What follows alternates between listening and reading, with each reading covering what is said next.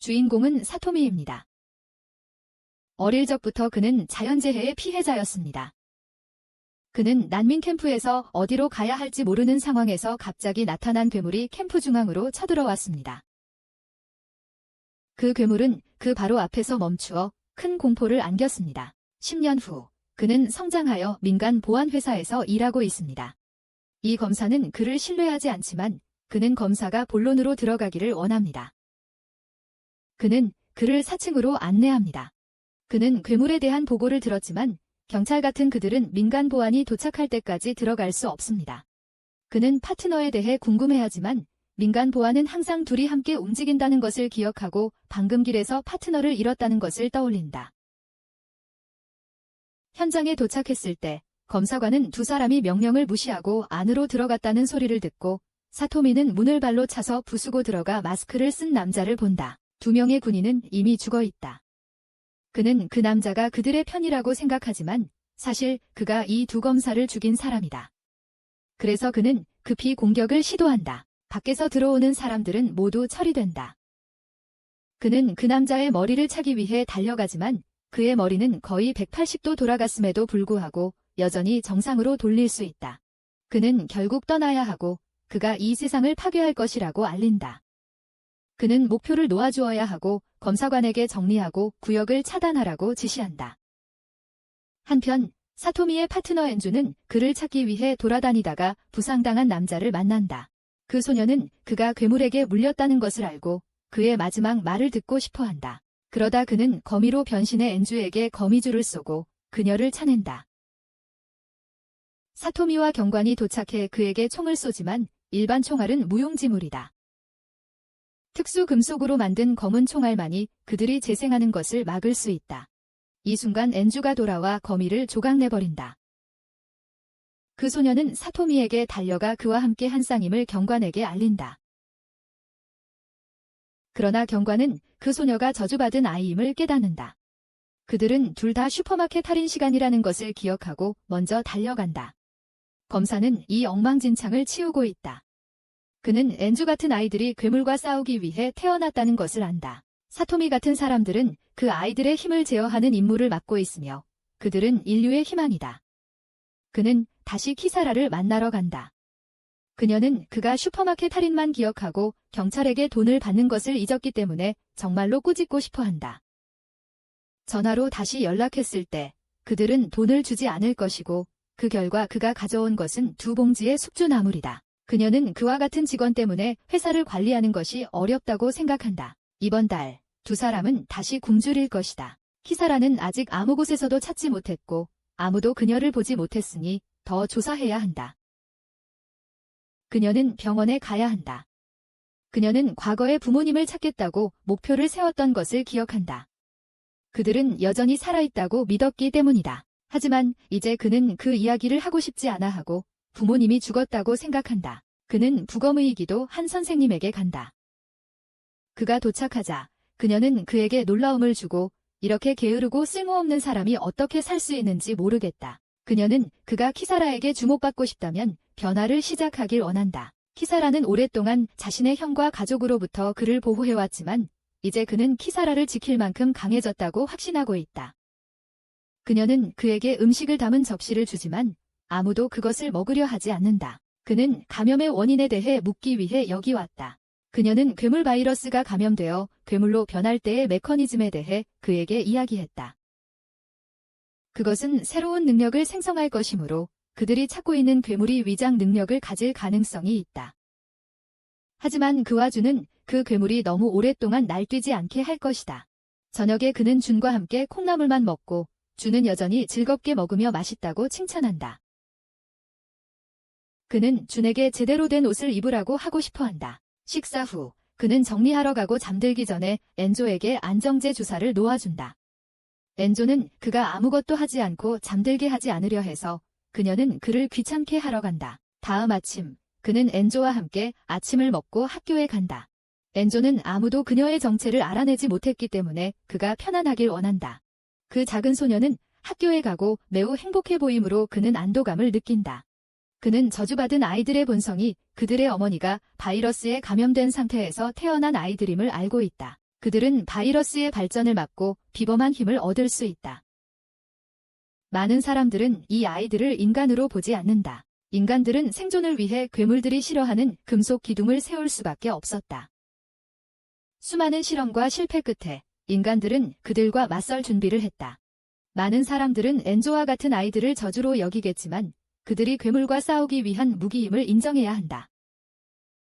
그 아이들은 인류의 마지막 희망이다. 학교에서 사토미는 키사라로부터 국방부가 그들에게 임무를 부여했다고 전화를 받는다.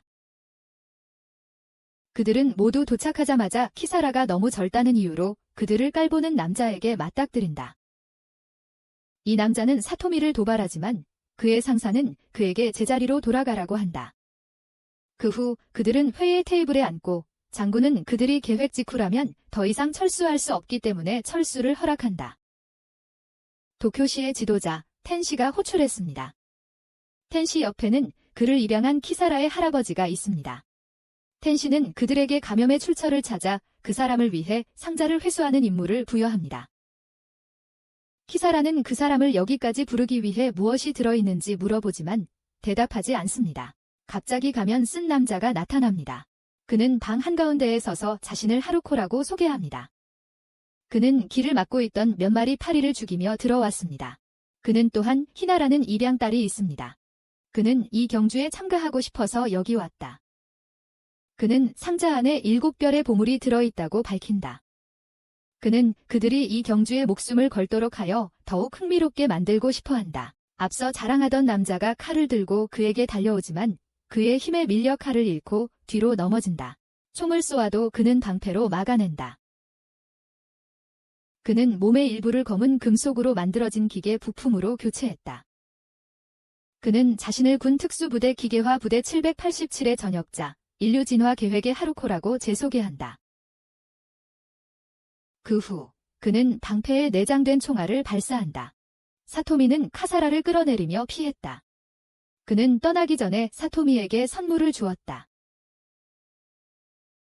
갑자기 누군가 들어와 회의에서 유일하게 결석한 이사회의 의장이 사망했으며 그 사람이 머리가 없다고 알렸다. 사토미는 선물 안에 무엇이 들어있는지 이해했고 텐치는 하루코보다 먼저 상자를 찾으라고 명령했다. 그렇지 않으면 그는 그것을 사용해 검은 금속 기둥을 무너뜨릴 것이라고 했다. 그 후 그는 류와 함께 쇼핑을 갔고 가는 길에 저주받은 아이를 만났다. 그 소녀는 도둑질과 폭행 혐의를 받았다. 그때 경찰이 소녀를 체포하러 왔고 류는 정말로 그녀를 구하고 싶어 했다. 하지만 사토미가 류를 붙잡았다. 다른 소녀는 체포되었고 류는 그녀를 구하지 못한 자신을 비난하며 상당히 죄책감을 느꼈다. 그는 그들을 쫓아갔고 경찰이 간 곳에 도착했을 때 그들이 소녀를 죽였다는 것을 발견했다. 모든 사람이 저주받은 아이들을 동정심으로 바라보지 않는다는 사실에 가슴이 아팠다. 그는 소녀가 아직 살아있다는 것을 깨닫고 그녀를 병원으로 데려가 치료를 받게 했다. 그 후 그는 떠났고 우연히 하루코를 다시 만났다. 그는 그도 이 도시를 실수로 여기고 있기 때문에 그의 편에 합류하길 원했다. 그는 명백히 거절했고 하루코는 히나를 불러내 그를 공격하게 했다. 류는 그를 돕기 위해 왔고 하루코는 그를 뇌물로 유인하기 위해 돈이 가득 담긴 가방을 꺼냈다. 그는 단호히 거절했고 하루코는 그가 후회하고 내일 마음을 바꿀 것이라고 말했다. 다음 날 그는 류가 저주받은 아이라는 정체가 드러났다는 소식을 들었다. 선생님은 그가 그 사실을 숨겼다고 생각했지만 만약 숨기지 않았다면 류가 입학을 허락받았을까? 그는 류를 찾기 위해 집에 갔지만 그녀를 찾지 못해 교회로 나가서 수색했다. 텐시는 저주받은 아이들이 통합될 수 있도록 정책을 시행하려고 했지만 그 정책들은 이 사회에 전혀 도움이 되지 않은 것 같다. 사토미는 저주받은 아이들을 위한 피난처를 찾기 위해 지하 하수구로 갔다. 그곳에는 자신과 같은 아이들을 지지하는 남자가 살고 있으며 아이들이 눈이 빨갛게 변해 정체를 드러내지 않도록 스스로를 조절하는 방법을 가르친다. 그는 엔조에 대해 물었지만 그 남자는 그녀를 만난 적이 없었다. 그가 여기서 수소문한 이유는 이곳이 엔조의 고향이기 때문이다. 그 남자는 새로운 파트너를 찾는 게 좋다고 조언했다. 결국 그와 같은 민간 경비원들은 이런 아이들을 도구로만 보기 때문이다. 하지만 그는 그런 유치한 사고방식이 싫었다. 1년 동안 그는 그녀를 무감각한 사람에서 지금의 밝은 아이로 변모시켰기 때문이다. 그는 소리 지른 것에 사과한 후 떠났고 엔조가 사토미와 같은 좋은 사람을 떠날 수 있을 거라고 믿지 않았다. 그 후 그는 선생님을 만나러 갔고 그녀는 그에게 자신의 생각이 일반 사람들과 얼마나 다른지 깨닫게 해주었다. 그의 저주받은 아이들에 대한 관점은 다른 이들과 매우 달랐고 그래서 그는 그렇게 분노하고 있었다. 그는 엔조가 수업에 복고했다는 소식을 듣고 확인하러 갔고 동급생들에게 쫓겨나는 소녀를 보았다. 아무도 그녀를 보호하지 않아서 사토미는 엔제이유를 데려가 그녀가 더 이상 친구가 아니며 전학을 가기를 원한다고 알려주었다. 그는 세상이 그녀에게 등을 돌리더라도 항상 엔제이유의 곁에 있을 것이다. 갑자기 헬리콥터가 도착했고 키사라는 감염된 괴물을 찾았다고 알렸다. 그들은 헬리콥터를 타고 이 거미가 자신의 실크로 날개를 만들어 하늘을 나는 것을 발견했다. 그래서 많은 사람들이 이를 발견하지 못한 이유는 누가 거미가 날 수 있을 거라고 생각하겠는가? 엔제이유가 먼저 내려갔고 사토미는 조종사에게 더 낮이 날아가라고 말했다. 그는 로프에 매달려 내려가다가 비틀거렸다. 하지만 엔제이유는 몇 번의 발차기로 거의 거미를 죽이고 상자를 얻었다. 그녀는 자신이 싸우고 친구들을 보호하면 그들이 자신의 생각을 바꿀 것이라고 믿었다. 사토미는 신비로운 상자가 있는 곳으로 갔고 헤로코가 나타나 상자를 가져가라고 요구했다. 류도 히나와 싸우도록 강요받았다. 그는 공격하기 위해 돌진했지만 그의 갑옷이 막아서고 그는 타격을 받았다. 그는 또한 방패를 보내 그를 바위에 눌렀다. 그는 류에게 도망쳐 도움을 찾으라고 말해야 했다. 류가 도망치자마자 히나에게 2번 찔리고 헤로코에게 2번 더 타격을 받아 강에 빠졌다. 그는 나중에 깨어났고 키사라가 그의 곁에 있었다. 그녀는 그에게 그가 하루 동안 혼수 상태였으며 수술이 끝날 때 심장이 다시 뛰기 시작했다고 알렸다. 헤로코가 가져온 상자에는 레벨 5 괴물을 소환할 수 있는 것이 들어있었다. 레벨 5는 매우 거대하며 검은 금속 기둥의 영향을 받지 않는 괴물의 가장 높은 수준이며 그 존재는 10년 전처럼 대멸종을 초래할 수 있다. 헤로코는 소환 과정을 시작하기 위해 도시에서 도망쳤고 정부는 추격전을 시작해야 했다. 사토미는 그를 막으러 가고 싶어 했다. 죽을 수 있다는 것을 알면서도 그는 준비가 되어 있었다. 키사라는 수술이 끝날 때부터 지금까지 엔주가 그 옆에 누워 있었다고 그에게 보여주었다. 그때 텐시는 그에게 전화하여 헤로코를 포획하는 작전에 참여해달라고 요청했다. 그 이유는 그가 스스로 잘 알고 있었다. 그는 참여하겠다고 답했으며 선생님은 그가 필요할 때 사용할 장비와 약병을 가져다 주었다. 그는 10년 전 그녀가 자신의 몸을 수정했던 때를 떠올렸다. 그녀가 용서할 수 없는 일이라는 것을 알고 있었지만 그는 결코 그녀를 원망하지 않았다. 그는 다시 엔조를 만나 그녀와 함께 출발했다. 두 사람은 다른 짝들과 함께 헬리콥터로 도시를 떠나 숲에 내려졌다. 잠시 이동한 후 사토미와 엔조는 레벨 4 몬스터를 만나 도망쳐야 했다. 그들은 그것을 피하기 위해 일시적으로 절벽 아래로 내려갔다. 잠시 후 그들은 불빛이 비치는 오래된 집을 발견하고 점차 들어가 확인하며 안에서 작은 소녀를 만났다. 그는 그 소녀가 회의에서 자신과 문제를 일으킨 남자의 동료라는 것을 알아보았다. 소녀가 다친 것을 보고 그는 엔조에게 밖에서 지키라고 부탁한 후 그녀의 상처를 치료했다. 그 소녀의 이름은 키오였고 그녀의 동료의 이름은 샤오진이었다. 키오와 샤오진은 큰 괴물과 마주친 후에 서로 떨어졌다. 키오는 무의식적으로 폭발성 총알을 사용하여 자신과 샤오진이 분리되었다. 그들은 샤오진이 보상을 다른 사람들이 훔칠까 두려워하여 길에서 여러 쌍과도 맞섰다. 키오는 엔조가 자신과 같은 친절한 사람과 함께 살고 있다는 이유로 꽤 질투를 느꼈다. 키오는 사람들을 죽여야 했지만 그녀는 곧 익숙해질 것이라고 믿었다. 그러나 그는 그 소녀에게 사람을 죽이는 것은 매우 무섭고 자신이 그것을 할 때는 더 무섭다고 일러주었다. 그녀는 그가 매우 친절하지만 동시에 매우 신비롭고 무섭다고 생각했다. 케오는 그가 한 말이 맞다고 인정했다. 그는 그녀가 이전에 알지 못했던 감정을 이해하도록 도와주었다. 갑자기 슈진이 헤로코를 찾았다고 보고하기 위해 전화했다. 셋은 함께 가야 했고 가는 길에 케오는 뒤에 남아 슈진을 사토미에게 넘겼다. 그녀는 그들을 쫓아오는 자들을 돌볼 것이다. 그는 저쪽으로 달려가서 슈진과 많은 사람들이 죽어있는 것을 보았다. 헤로코도 모습을 드러냈고 키사라는 그가 이길 것이라고 확신했다. 몇 년 전 그녀의 부모가 살해당했을 때 사토미는 그녀를 보호하기 위해 팔과 다리, 눈을 잃었다. 그리고 지금 당신은 헤로코의 갑옷을 뚫을 수 있었다. 그는 즉시 자신을 인류 진화 계획의 기계화 부대 787의 전 특수부대원으로 소개했다. 헤로코는 진정으로 살아있음을 느끼며 더욱 격렬하게 싸웠다. 두 성인은 두 아이와 싸웠다. 그는 여전히 그를 자신의 편으로 끌어들이고 싶어 했지만 그는 계속 거부했기에 인주를 겨냥해 그녀를 방어하게 하고 치명적인 타격을 입혔다. 그는 거기서 죽을 것이라고 생각했지만 선생님이 준 병들을 사용했다. 이것은 괴물 같은 재생 능력을 주지만 그것을 사용한다는 것은 저주받은 사람이 되는 것을 받아들여야 한다는 의미였다. 그는 주저하지 않고 주사를 놓았고 힘을 얻었다. 그는 회복되어 희나를 가격해 그녀를 날려보냈다. 그는 또한 헤로코의 방어를 뚫고 그의 가면을 걷어차서 그를 바다로 떨어뜨렸다. 그의 신호가 사라졌지만 나쁜 소식은 레벨 5 괴물이 소환되었다는 것이다. 하지만 키사라는 계획이 있었다. 그녀는 그에게 저기 버려진 포신을 보라고 상기시켰다. 이 총은 오래전에 버려졌지만 한 발로 레벨 5 괴물을 무찌를 수 있는 힘을 가지고 있었다. 당신의 임무는 시작하는 것이었고 키사라의 팀이 발사를 담당할 예정이었습니다. 하지만 사건이 발생해 사토미가 탄약실로 가서 확인했더니 탄약이 남아있지 않았습니다. 그는 당신의 팔을 떼어내어 대체 탄약으로 사용해야 했지만 자기장이 키사라 팀의 조정을 방해해 수동으로 조준해야 했습니다. 그는 한 팔로 50km 떨어진 목표를 조준하려고 했습니다. 제대로 조준할 수 없어서 엔조가 도와주기로 결정했습니다. 엔조는 그가 평정을 되찾고 발사할 수 있도록 도왔습니다. 괴물은 직접 타격을 받아 생존할 수 없었고 조각이 되어 폭발했습니다. 그 후 엔조는 총 안에서 잠이 들었고 그는 코야를 찾으러 나갔습니다.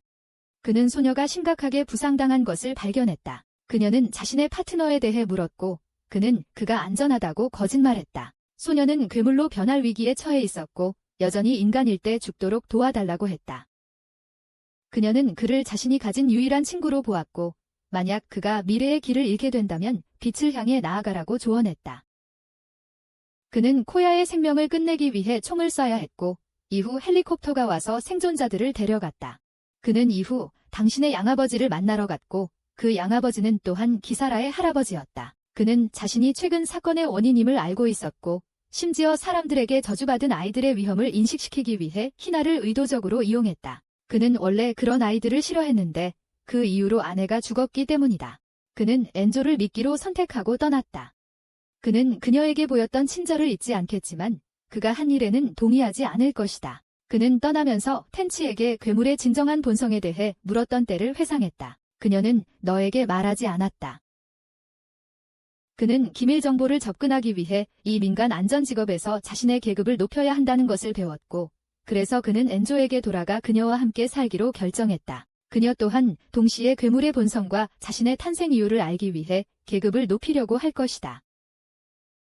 그는 키사러의 집으로 가서 엔조와 훈련을 하기로 했다. 그 소녀는 이제 총알보다 빠른 속도에 도달할 수 있었지만 그는 엔조가 치마를 입고 높은 발차기를 하지 않기를 바랐다. 키사라는 그가 아직 엔조를 위한 새로운 학교를 찾지 못했다는 것을 보았지만 무엇이든 해야 할 일은 여전히 돈이 필요했다. 그리고 편리하게도 키사라는 그에게 텐치가 그를 보디가드로 고용했다고 알렸다. 그는 텐치를 만나러 갔고 그녀는 그에게 오사카 지역 회장이 도쿄를 방문할 것이라고 말했다. 그의 양아버지가 중국에서 연설을 하고 있기 때문에 그녀는 그가 보디가드로 일해주기를 원했다. 텐치는 이미 보안팀을 갖추고 있었다. 이 보안팀의 책임자인 타쿠토는 또한 그의 도움이 필요했지만 그는 이 직책에 대해 듣기 위해 여기 온 것이지 아직 이를 수락하지는 않았다. 텐치는 그의 대답을 기다릴 것이다. 떠날 때 그는 길을 잃었고 타쿠토가 그에게 그 직책을 거부해달라고 요청했다. 왜냐하면 보디가드 자리는 그의 것이었기 때문이다. 하지만 그는 총을 꺼내며 대응했고 그로 인해 떠날 수밖에 없었다. 총소리 때문에 보안요원들이 급히 달려왔고 그는 텐치에게 이를 수락하겠다고 전해달라고 했다. 떠나면서 사토미는 한 무리의 깡패들이 작은 소녀를 괴롭히는 것을 보고 상황을 해결하러 갔다. 그가 민간 보안요원인 것을 보고 그들은 즉시 도망쳤다. 그는 소녀의 얼굴을 닦아주고 상황에 대해 물었지만 그녀는 계속 잠이 들었다.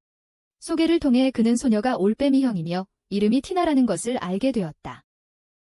작은 소녀는 자신이 어디에 살았는지와 다른 것들에 대해 기억하지 못해서 필요할 경우 연락할 수 있도록 그의 번호를 주었다. 그녀는 확인을 위해 전화를 걸었고 그 후 자신의 집이 어디인지 기억해내어 집으로 돌아갔다. 그날 저녁, 우리는 티나가 사실 다른 지역에서 텐치를 암살하기 위해 보낸 암살자라는 것을 알게 되었다. 집에 돌아와 장비를 준비하고 무기를 챙기던 중 그녀는 경찰관에게 발각되었다. 경찰관은 그녀가 집을 도망쳤다고 생각했지만 티나의 주인은 친절한 경찰관을 처리하라고 말했다. 사토미와 류는 몇 가지 물건을 사고 집으로 돌아오면서 남겨진 범죄 현장을 발견했지만 그곳에 대해 잠깐만 신경 쓴 후 집으로 갔다. 저녁을 준비하고 있을 때 한 소녀가 너희 집 앞에 쓰러졌다. 사토미에 따르면 이 소녀는 무기회사 회장의 딸 미오리였다. 키사라도 와서 그녀를 위해 음식을 만들어 달라고 요청했지만 그녀도 쓰러졌다. 그는 류에게 이 두 소녀를 지켜보라고 부탁했는데 그들이 서로 싫어함으로 방치하면 문제가 생길 것이라고 했다. 두 소녀가 밥을 먹고 난 뒤 서로 언쟁을 시작했다. 키사라는 미오리가 월권하고 너무 많이 말한다고 비난했다.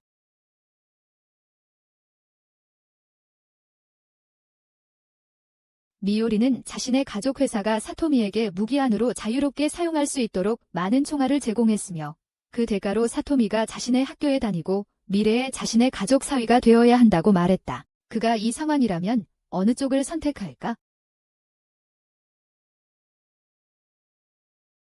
한쪽에는 부유한 배경을 가진 젊은 아가씨가 있고 다른 쪽에는 모든 편의 시설이 제공되는 아름다운 소녀가 있다. 그녀 역시 중요한 가문 출신이지만 독립을 선호한다. 여러분의 의견을 댓글로 남겨주세요. 두 소녀는 칼과 총을 꺼내어 놀기 시작했기에 사토미와 류는 테이블을 다른 구석으로 옮겼다. 그리고 사토미의 월세는 다시 증가했다. 다음 날, 그는 태신의 집으로 가서 경호원으로 일하고 오사카 회장을 만났다. 그녀는 그가 이 사람과 아는 사이임을 알고 있었기 때문에 그는 그가 독재자라고 솔직히 말하며 조심하라고 했다. 그는 그를 만나자마자 사토미에게 인사를 했고 그가 아직 살아있다는 것에 놀랐다. 그는 그가 달에 보낼 계획이었던 전자기포를 파괴했음을 깨달았다. 하지만 그는 그 물건을 달에 올리면 다른 나라를 위협하는 데 사용할 것이라는 것을 잘 알고 있었다. 그는 자신의 이상을 말했고 그로 인해 그가 완전히 미쳤다고 생각하게 되었다. 떠나면서 그는 태신이 그의 계획에 동의하지 않은 것에 기뻐했다. 그가 다른 나라와 협력하고 있다는 소문이 돌았다.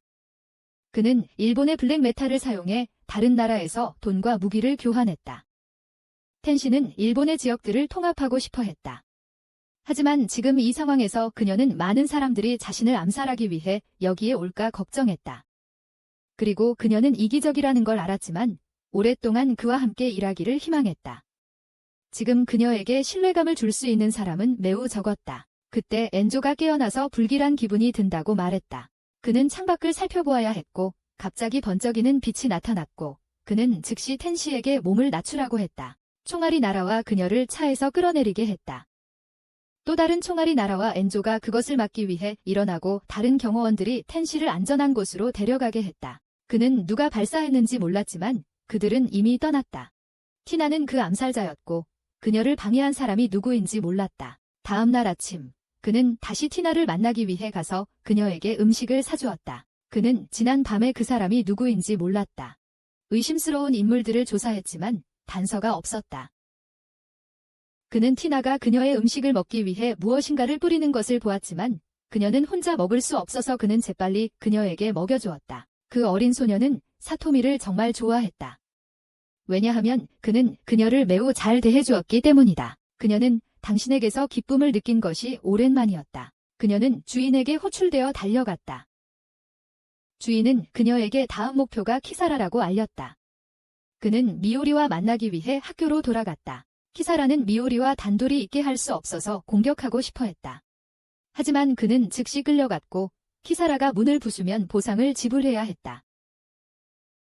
그는 미오리를 만나러 들어갔고 그녀는 어젯밤 사건에 대한 정보를 가지고 있었다. 각도를 바탕으로 그녀는 암살자의 위치를 찾았고 그는 그녀에게 오사카 회장을 조사해달라고 요청했다. 그녀는 여전히 그가 자신의 회사에서 일하기를 원했고 그녀는 너에게 몸을 바칠 준비가 되어 있었다. 키사라는 끼어들어야 했다. 미오리는 불에 기름을 부었고 키사라가 고집이 세기로 유명해서 그가 설명하기 어려웠다. 그는 선생님에게 이 이야기를 했고 그녀는 그가 정말 매력적이고 우아했지만 여자친구를 만들 만큼 성적으로 약하다는 이유로 웃었다. 그녀가 그를 부른 이유는 그가 어느 정도의 계급에 도달해 정보를 들을 수 있었기 때문이다. 그녀는 인류진화 프로젝트의 의장으로 그 프로젝트는 4개의 나라가 참여하고 있었다.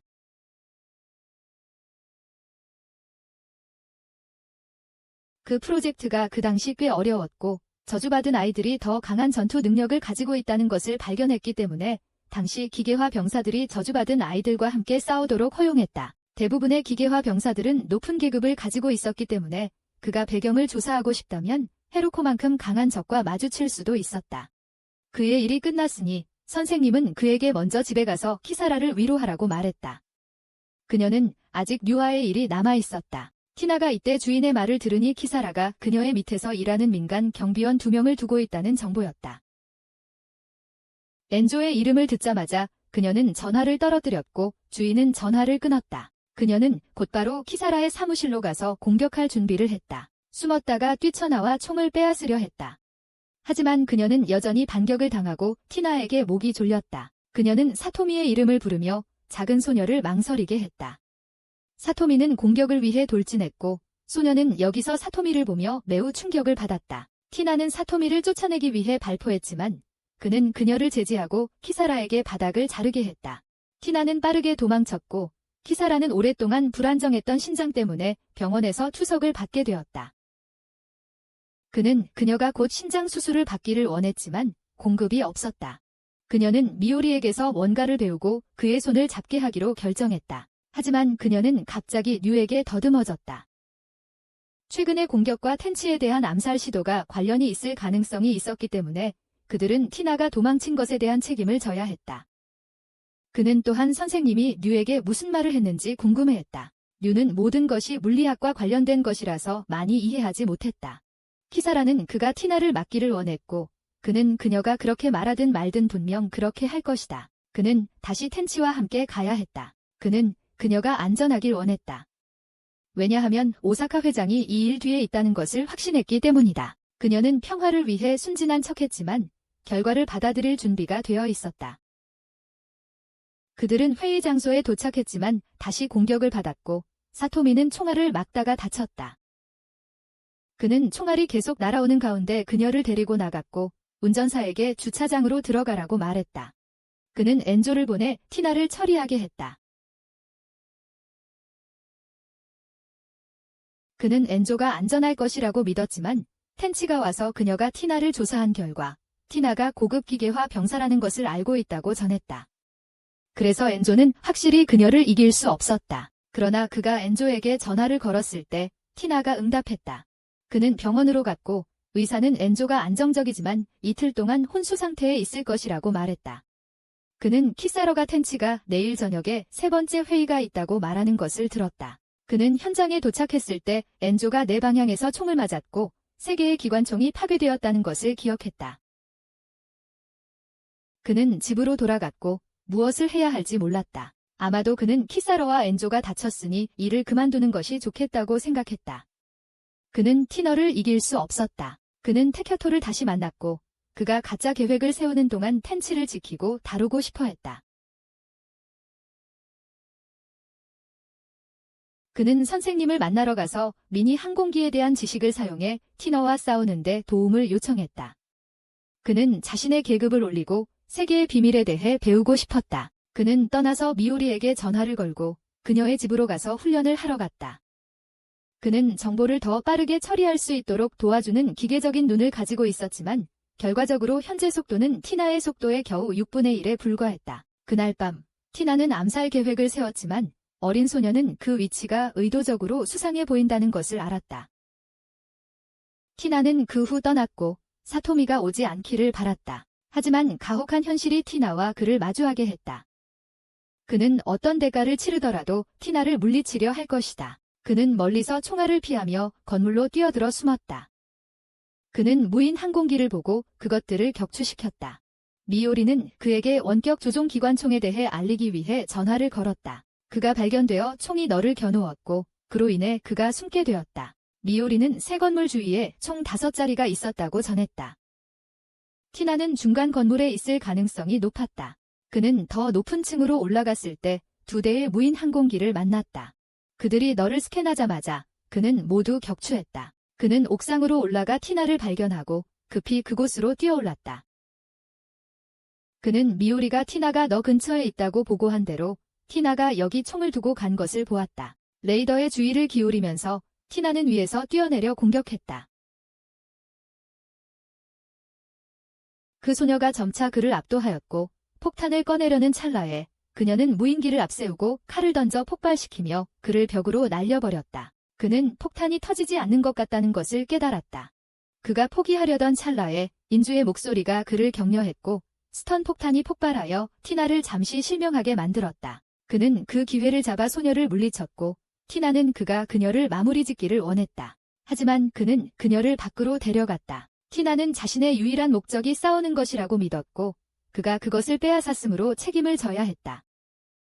갑자기 티나가 타쿠토에게 총에 맞았다. 그는 누군가에게 그를 제압하게 하여 티나를 마무리 짓게 하려 했지만 텐치가 그를 저지하러 왔다. 그녀는 회의를 떠났고 사토미가 원하는 것이 무엇인지 알고 싶어 했다. 그는 자신이 아끼는 사람들을 보호할 힘을 원했기에 그녀는 그를 타쿠토보다 높은 300레벨로 승진시켰다. 그는 손가락으로 총을 겨누며 다시는 그의 사람들에게 손대지 말라고 경고했고 그렇지 않으면 반역죄로 쏘겠다고 말했다. 며칠 후 그는 오사카 의장이 떠났고 티나와의 연결고리에 대한 증거가 없다는 소식을 들었다. 그는 기사르의 회사로 돌아가 보니 인주가 회복되었고 인주는 이제 티나를 고용했다. 티나는 갈 곳이 없었기 때문이다.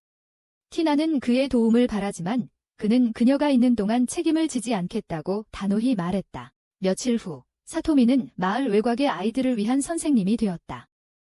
아이들은 끊임없이 그와 인주가 결혼을 계획하고 있다고 제안했지만 그는 인주를 단지 집손님으로만 보았다.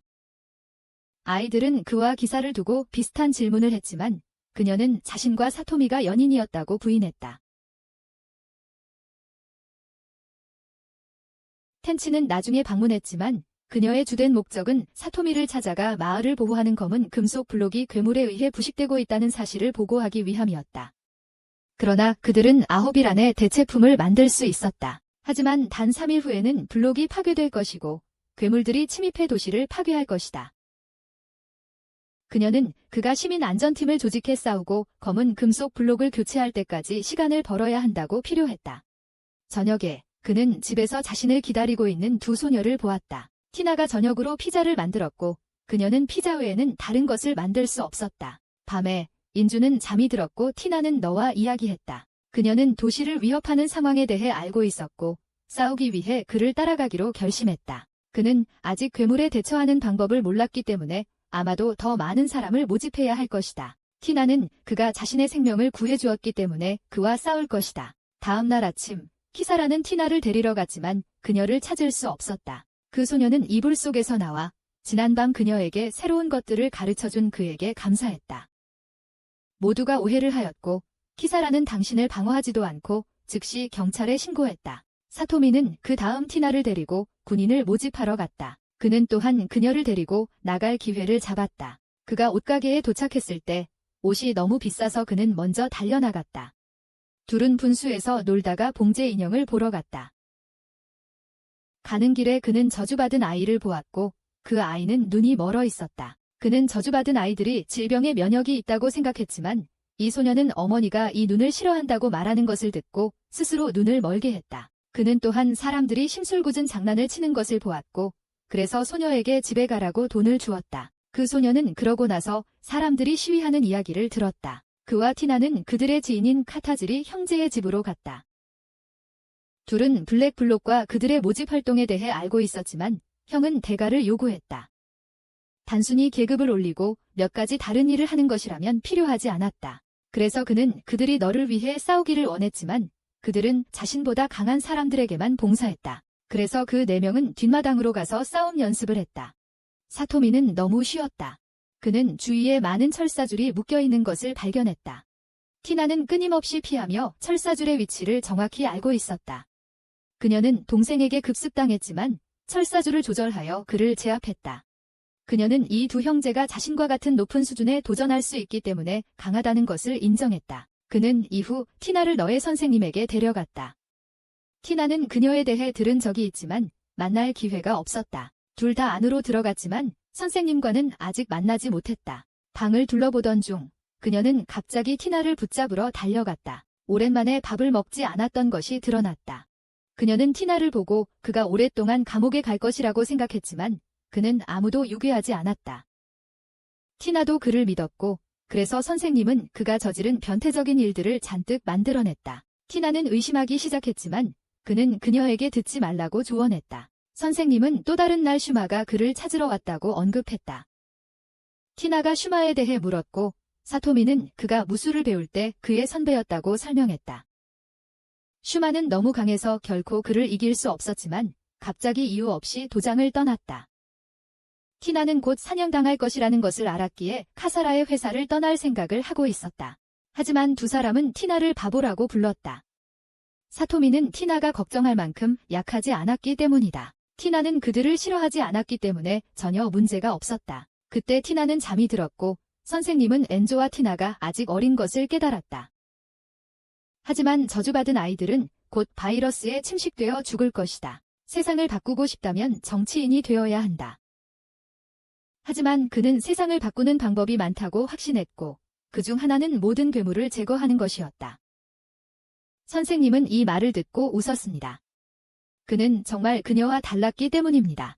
그는 매우 순수한 영혼을 가졌습니다. 선생님은 그가 볼 수 있도록 몇 가지 비밀 문서를 열었고 삭제되었다고 여겨진 정보가 여전히 여기에 있었습니다. 하지만 누군가 접근할 수 없도록 잠가 놓았습니다. 갑자기 카사라가 전화를 걸어 그에게 즉시 뉴스를 보라고 했습니다. 검은 금속 블록이 점차 하얗게 변하고 있다는 사실이 언론에 의해 발견되었습니다. 그들은 이를 도시 전체에 발표했고 텐치는 상황을 명확히 하기 위해 기자회견을 열어야 했습니다. 사람들은 그녀에게 금속 블록이 곧 색이 변하고 효과를 잃을 것이라는 사실을 알면서도 이를 발표하지 않은 것에 대해 질문했습니다. 형 카타즈리는 텐치가 비판의 물결에 휘말려 안타까워했다. 게다가 부자들이 떠날 비행기 표를 모두 구매해버려 곧 폭동이 일어날 것 같았다.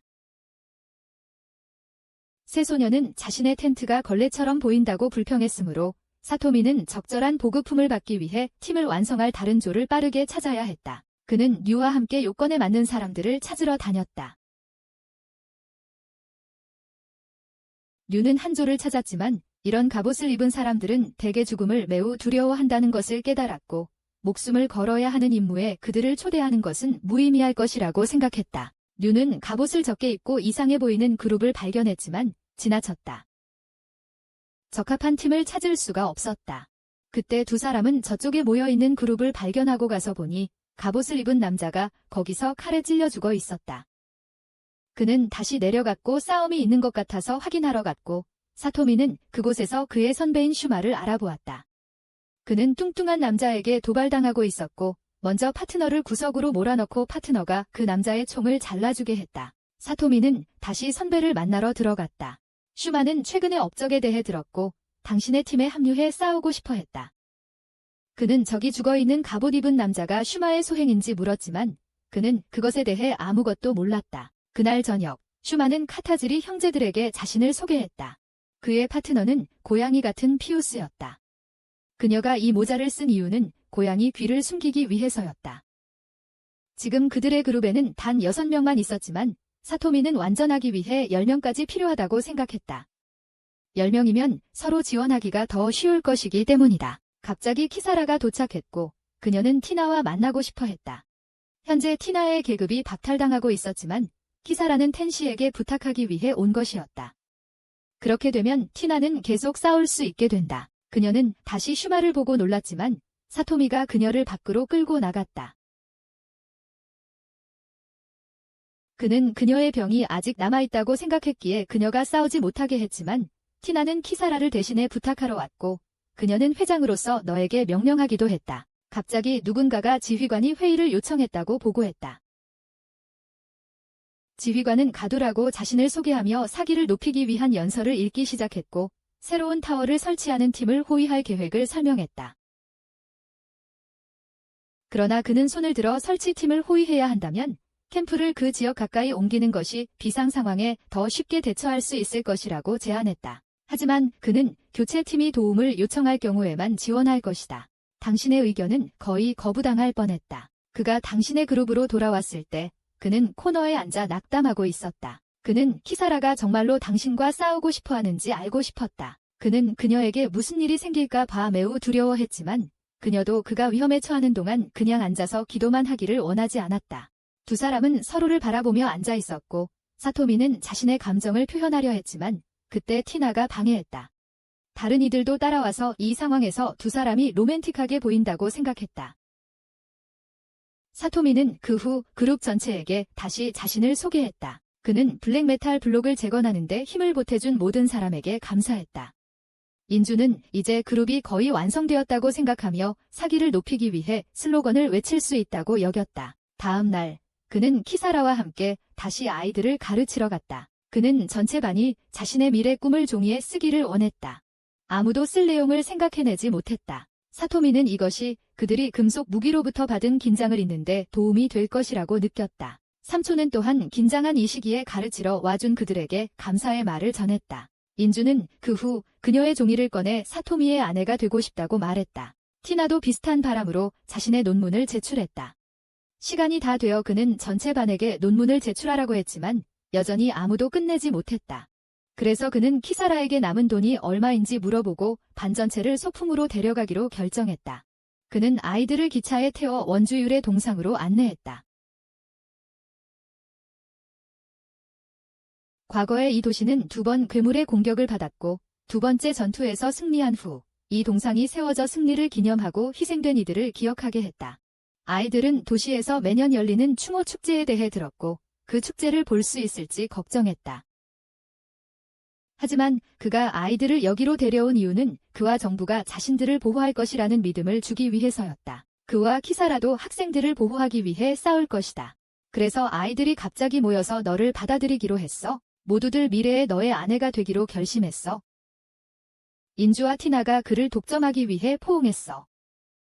하지만 다른 아이들도 사토미를 포옹하러 달려왔어. 그날 밤 모두가 잠에 들었을 때 기사라가 사토미를 찾아와서 함께 산책하고 싶어 했어.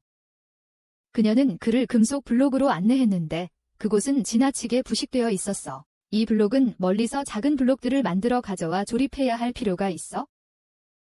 하지만 만약 괴물이 다시 부식성 액체를 뱉어내면 어떻게 하지? 하지만 금속 블록이 고장난 이후 그 괴물은 다시 나타나지 않은 것 같았다. 그래서 그는 그것이 에너지를 재충전해야 한다고 의심했다. 그래서 그는 키사라에게 조사해달라고 부탁했다. 그녀는 풀밭에 누워서 사토미도 함께 누워주길 원했다. 그녀는 인주와 티나가 회사에 함께 있어서 매우 행복하다고 인정했다.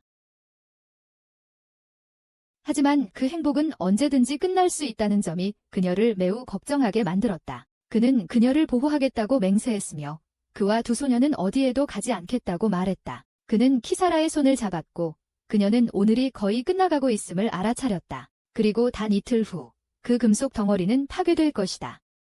다음 날 대피소가 지어지면서 도시는 훨씬 비어 있었다. 하지만 인구의 30%만이 공간이 있었다. 그래서 사람들은 이 대피 계획에 의구심을 품었다.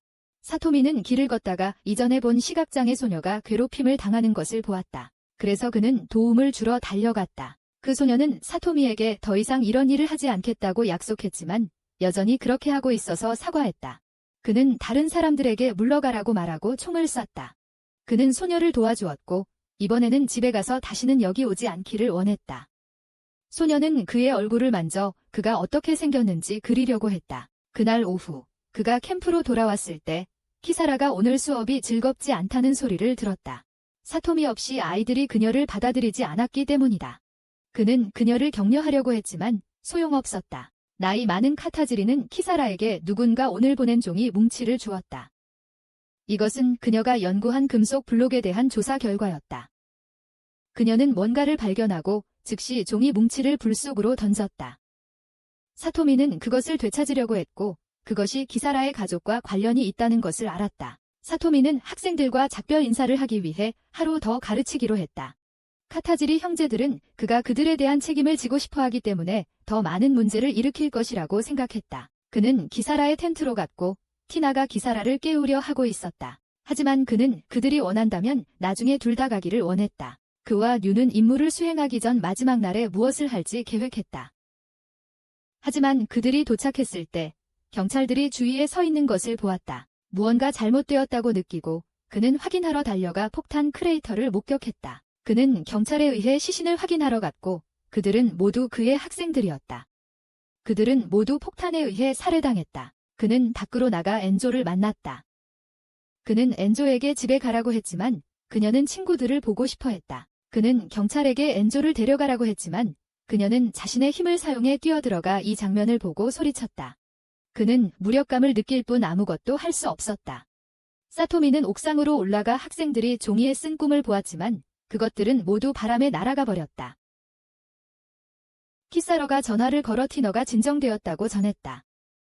그는 이 사건이 저주받은 아이들을 반대하고 미워하는 이들에 의해 발생했음을 알고 있었고 폭탄 조각에서 검은 금속 조각을 발견했기 때문이다. 그는 자신과 엔조가 누구를 위해 싸우고 있는지, 무엇을 위해 싸우고 있는지 몰랐다. 그들이 정의를 실현하는 자라면 쓰레기 같은 세상에서 그 정의는 어디에 있었는가? 그녀는 그가 그 사람들을 구하기 위해 싸워주기를 원했고 그렇게 되면 그들은 아이들에 대한 생각이 어느 정도 바뀔 것이라고 했다. 그는 이 일이 정말 말이 안 된다고 생각했다. 그러나 그때 갑자기 탑이 무너졌다. 그 이유는 그들이 예상보다 일찍 쓰러지게 하는 바람의 힘을 예상하지 못했기 때문이다. 키사라는 먼저 그곳에 도착할 것이고 사토미는 엔조를 부르러 갔다. 그 소녀는 여전히 혼란스러웠고 탑의 붕괴를 언급했을 때 그녀는 싸움에 참여하기 위해 다시 정신을 차려야 했다. 민간 방위군은 그쪽 정부 군대가 어떻게 싸울지를 기다리고 있었다. 폭발이 갑자기 멈추어 그들은 군대가 이겼다고 생각했다. 하지만 탱크가 뒤로 날아가고 괴물들이 쏟아져 들어왔다. 사토미의 그룹은 그들을 측면에서 공격할 수 있는 날아다니는 괴물떼를 발견했지만 지금 그들의 위치를 떠나는 것은 불복종으로 간주될 것이다. 하지만 전체 그룹은 그의 지시에 따랐다. 그의 그룹은 그리하여 자신의 위치를 포기하고 숲으로 달려가 괴물들을 공격했다. 모두가 잘 협력하고 서로를 지원하여 아무도 위험에 처하지 않도록 했다. 그와 그룹은 나중에 전장으로 돌아갔지만 괴물들이 모든 것을 휩쓸고 아무것도 남기지 않았다. 남아있는 사람들도 괴물들에게 부딪혀 있었다. 그는 저 위에 서 있는 지휘관을 보았다. 그는 가서 물어봤고 모든 것이 끝났다는 것을 알게 되었다. 괴물들 중에는 빛의 창이라는 것이 있었다. 그와 그의 동료들은 죽었지만 여전히 손을 잡고 있었고 이제 그는 넘어져 괴물의 입으로 곧장 떨어졌다. 그 후 그는 지휘관이 언급한 빛의 창이 얼마나 무서운 것인지도 목격하게 되었다. 그들은 전장을 가로질러 발사하며 비추는 모든 것을 파괴했다. 괴물들은 갑자기 뒤로 돌아서 후퇴했다. 전투 후 남은 것은 폐허뿐이었다. 군인의 절반이 사망했다. 괴물들은 죽어도 여전히 번식할 수 있었다. 오늘 밤 이후 전투 상황은 500명의 민간 경비군이 2000마리의 괴물과 맞서는 완전히 절망적인 숫자가 될 것이다. 다음 날 그는 야전 병원에 가서 안주가 거기서 일하고 있는 것을 보았다. 키사라는 그 소녀가 군인들의 기분을 좋게 해주었다고 칭찬했다. 그의 선생님도 여기 오셨고 그녀는 대피소로 내려갈 수 있는 티켓을 받았지만 사람들은 어차피 그 티켓 때문에 서로 죽일 것이기 때문에 다른 사람에게 주지 않고 찢어버렸다. 그녀는 대피소가 모든 일을 보호할 수 있다고 믿지 않았다. 그녀는 위험에 맞서기를 선택한 사람들을 격려하기 위해 여기 남기로 했다. 인간의 생각은 보통 논리적이지만 행동은 감정에 기반한다. 그녀는 그가 행동하기를 원했다. 그가 멈추면 죽음이 그를 잡아챌 것이기 때문이다. 그가 안주에 대해 묻자 그녀는 소녀의 친구들이 안타깝게 여겨졌지만 안주가 생각보다 더 강한 아이이기 때문에 괜찮을 것이라고 생각했다. 현재로서는 안주가 그 슬픈 사건을 떠올리게 할 만한 이야기는 하지 않기로 했다. 선생님은 그 후 세 사람 모두 집에 가서 쉬게 했다. 세 사람은 숲속에 버려진 저택에 도착했다. 이곳은 슈마가 찾은 임시 휴식처였다. 그들이 들어서자마자 티나는 안을 이미 정리해 놓았다. 며칠밖에 안 되지만 깨끗한 것이 좋다. 한여름임에도 불구하고 검은 기둥에서 날아온 먼지가 하늘을 덮어 다음 며칠은 추울 것이다. 그 후 그들은 가족처럼 함께 앉아 즐겁게 먹고 마셨다. 그들은 지난번 괴물이 왜 후퇴했는지 알지 못했다. 키사라도 그를 불러 무언가 논의할 것이 있다고 말했다. 빛의 창에 맞은 환자들에 대한 것이었다. 대부분은 귀가 없고 시력이 없었으며 수은 중독의 증상과 매우 유사했다. 티나는 또한 키사라가 말한 대로 수은을 쏠 수 있을 것 같은 레벨 4 괴물을 보았지만 이미지를 전송할 수 없었다. 갑자기 한 군인이 사토미에게 다가와 가도 지휘관과 만나라고 했다. 그는 전투에서 다리를 잃었고 아들의 마지막 순간이 어땠는지 물었다. 그는 아들이 매우 용감하게 싸웠다고 거짓말할 수밖에 없었다. 그는 아들을 민간 방위에 참여시킨 것이 잘못된 선택이었다고 느꼈다. 그는 전투에서 큰 괴물에 대한 비밀을 발견했다.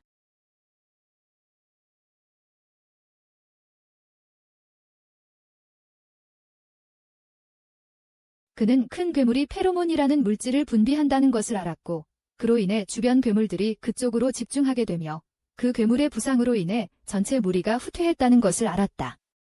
그래서 그 큰 괴물만 처치하면 괴물들이 분해될 것이라고 생각했다. 하지만 그는 그 괴물이 불사의 존재라는 것을 알았다.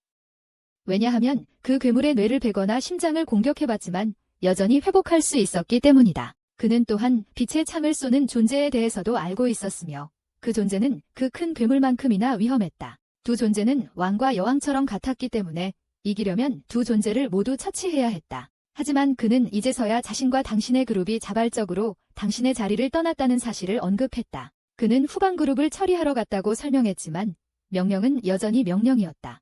그는 당신의 그룹을 해산시키고 당신을 본보기로 처형하기로 결심했다. 그가 저항했을 때 그의 동료에 의해 쓰러졌고 그를 처형하는 방식은 그를 괴물들 속에 침투시켜 여왕을 처리하게 하는 것이었다. 그 대가로 그의 팀에는 처벌을 가하지 않겠다고 했다. 그는 당신의 소지품을 챙기고 조용히 떠나야 했다.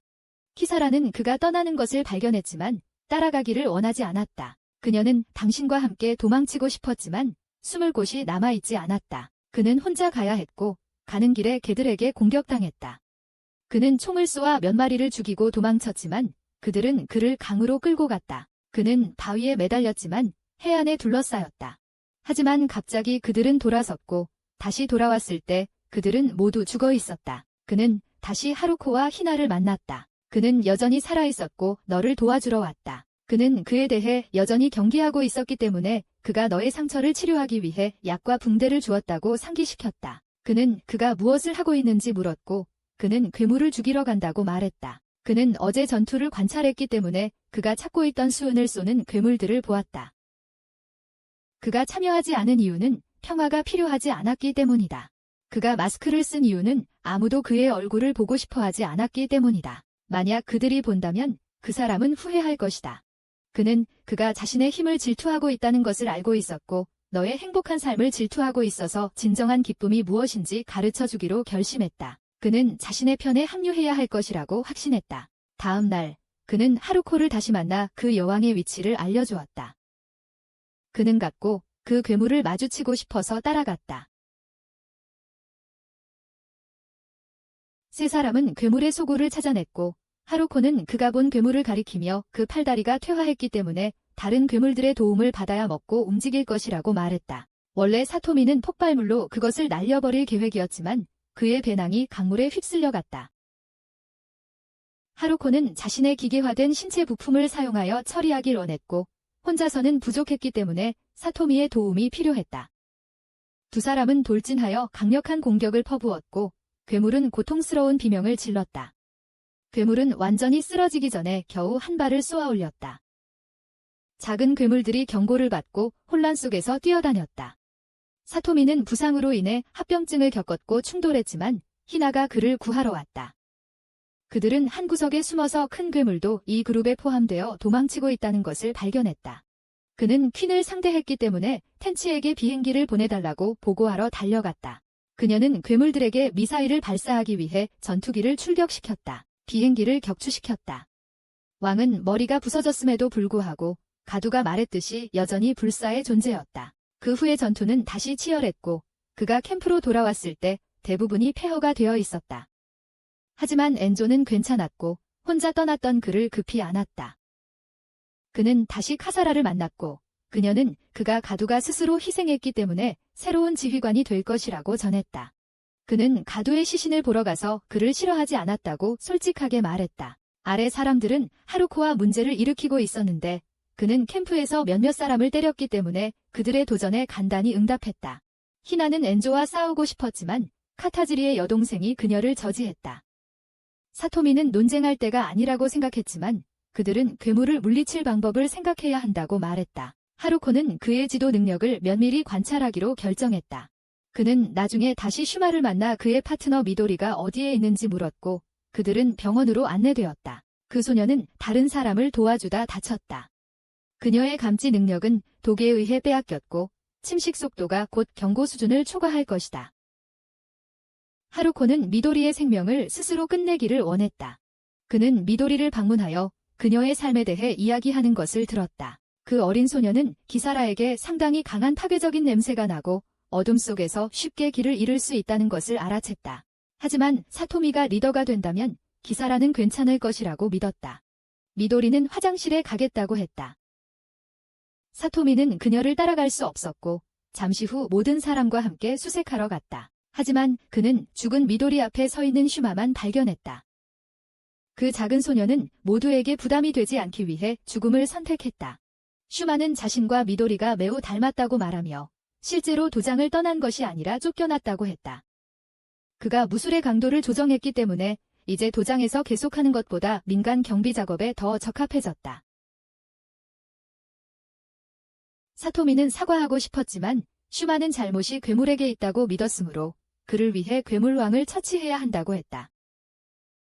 슈마는 그의 정신을 격려하며 사토미가 성공하길 원했다. 다음 날 아침, 그는 사령관 제복을 입고 다른 민간 경비원들을 만나러 갔다. 그들은 그를 사령관으로 원하지 않았고 도망치고 싶어 했기 때문에 그는 물러나 한 명을 찔러 경고했다. 그들이 보복했을 때 헤루코는 그를 위해 막아주었다. 그는 만약 누군가가 반대하거나 도망가려고 한다면 모두 찌르겠다고 선언했다. 그는 가두처럼 친절하지 않았기 때문이다. 키사라가 그의 행동에 의문을 제기했을 때 그는 모두가 괴물들을 두려워하므로 그들보다 자신을 더 두렵게 만들어야 한다고 주장했다. 그는 아무도 자신을 좋아하지 않을 것이라는 것을 알았지만 이때는 그럴 필요가 없었다. 키사라는 다른 사람들이 반대하더라도 그의 곁에 남아있을 것이다. 가두의 동료는 그가 독재자가 되어가고 있다고 생각했지만 그는 두 번의 이전 패배가 자신 때문이라고 믿었기에 가두처럼 될 수 없다고 생각했다. 작은 소녀가 그를 찌르겠다고 위협했을 때 슈마가 그녀를 막았다. 그는 소녀가 자신과 협력하기를 원했다. 그녀는 두 주인을 섬기지 않았지만 슈마는 다가오는 전투에서 그녀의 협력이 필요했다. 그때 여러 대의 헬리콥터가 도착했고 그 소유자는 미오리였다. 그녀는 사토미에 의해 여기로 불려왔고 전략가로서의 역할을 맡았다. 이제 미오리의 가족 외에는 누구도 그들을 도와주려 하지 않았다. 그녀는 반일 안에 괴물왕의 무리가 도착할 것이라는 것을 알았고 그 괴물을 완전히 파괴할 수 있는 폭탄을 가져왔다. 하지만 괴물의 몸에 구멍을 뚫고 폭탄을 던진 뒤 괴물이 회복할 때까지 기다리는 것이 필수적이었다. 그리고 그 갑옷을 뚫을 수 있는 유일한 사람은 사토미였다. 미오리는 그들의 캠프를 다른 곳으로 옮기자고 제안했고 그들이 이동한 곳은 원천의 불꽃 동상이었다. 도착했을 때 모든 이가 괴물을 맞이할 준비를 하고 있었다. 사토미는 저기서 혼자 서 있는 유를 보았고 그 어린 소녀는 사토미와 친구들이 여기 모였던 때를 기억하고 있었다. 그는 유를 이곳에 데려온 것이 그녀에게 아픔을 기억하게 할 것이라는 것을 잊어버렸다. 그는 유에게 이 세상을 구할지 말지를 결정할 시간이 올 것이라고 격려하려고 했다. 하지만 지금은 먼저 그것을 유지해야 했다. 사토미의 팀은 이제 공식적으로 10명이 되었고 괴물도 난동을 부릴 준비가 되어 있었다. 그리고 사토미가 손을 싸서 쫓아낸 경호원 타쿠토를 기억하나요? 그는 이제 복수를 위해 돌아왔다. 사토미의 군대는 이제 괴물 무리가 도착하기 전에 10분밖에 남지 않았다. 하지만 그들은 여전히 멀리서 그들을 볼 수 없었고 갑자기 그들이 나타나 폭풍처럼 다가왔다. 그들은 파괴되거나 괴물들이 파괴되거나 둘 중 하나였다. 갑자기 많은 등불이 이쪽으로 날아올랐다. 사토미는 텐시에게 전화를 받았고 이것이 그녀의 행동임을 알았다. 이 등불은 사람들의 희망을 담고 있었으므로 사토미는 싸울 동기가 더 생길 것이라고 믿었다. 사토미는 이것이 인류의 밝은 면일 것이라고 생각했다. 작전을 시작할 시간이라 사토미는 모든 군대에 발포하라고 명령했다. 하늘에 날아다니는 괴물들은 점차 인간의 총격에 밀려났다. 그들이 줄어들자 사토미는 2단계로 나아가 공격을 시작했다. 그는 큰 몬스터들에게 연속적으로 막혔지만 그의 친구들은 항상 그를 위해 처리해 주었다. 키사라부터 카타지리 형제들, 슈마, 그리고 결국 헤루코까지 그들은 그가 보스 몬스터에 도달할 수 있도록 길을 성공적으로 열어주었다. 사토미와 엔주가 함께 돌진했다. 몬스터는 방어를 위해 가시를 쏘았지만 사토미는 그것들을 모두 뚫고 나갔다. 그는 몬스터의 몸에 구멍을 뚫고 폭탄을 넣은 후 엔주와 함께 도망쳤다. 하지만 카운트다운을 하는 동안 미오리가 폭탄이 고장났으며 폭발을 위해 충격이 필요하다고 알렸다. 그는 무엇을 해야 할지 알고 있었기에 엔주에게 작별 인사를 하고 지난 1년 동안 감사하다고 말했다. 작은 소녀는 거부했으므로 주먹에 의해 기절했다. 그는 다시 괴물에게 접근하려 했지만 산성으로 침을 뱉어 그의 다리를 다치게 했다. 그는 무력했고 더 이상 아무것도 할 수 없었기에 슈마가 도와주러 왔다. 그는 자신의 기술이 괴물의 내부에 영향을 미칠 수 있기 때문에 사토미의 일을 맡기로 결정했다. 그리고 이것은 이단이기도 했으므로 스스로 묻어야 했다.